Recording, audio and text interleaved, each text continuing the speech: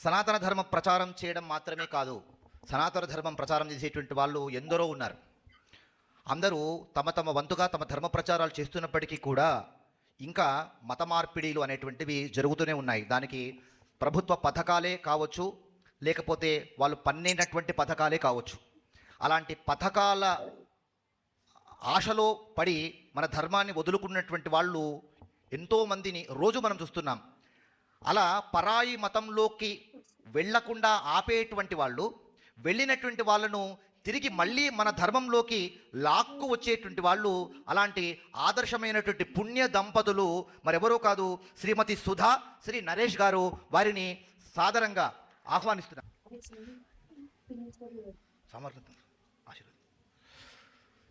సుధా నరేష్ దంపతులు చిన్న వయస్సు అయినప్పటికీ కూడా చాలా పెద్ద బాధ్యతను మోస్తూ ఉన్నారు.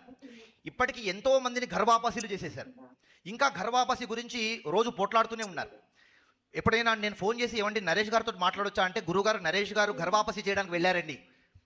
రోజు అదే పని ఇంకా వాళ్ళకి. అలా ఇతర ధర్మాల్లోకి వెళ్లకుండా మన ధర్మాన్ని కాపాడుతున్నటువంటి ధర్మ వీరులు ఈ పుణ్య దంపతులు. వీరి యొక్క యూట్యూబ్ ఛానల్ పేరు మోక్ష ధర్మ.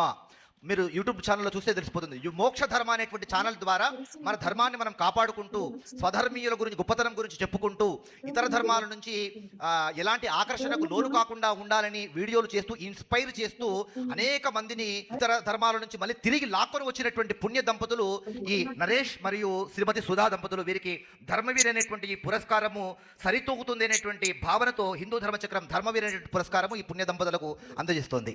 నరుడికి సుధ దొరికితే మోక్షం.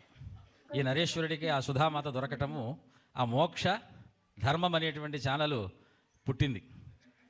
చూసారా, ఒక అమృతం అనేటువంటి అర్ధాంగి దొరికితే జీవన్ మోక్షమయం. అది ఈ దంపతులకు ఆ మోక్షము మీ యొక్క సేవ ద్వారా సిద్ధించుగాక.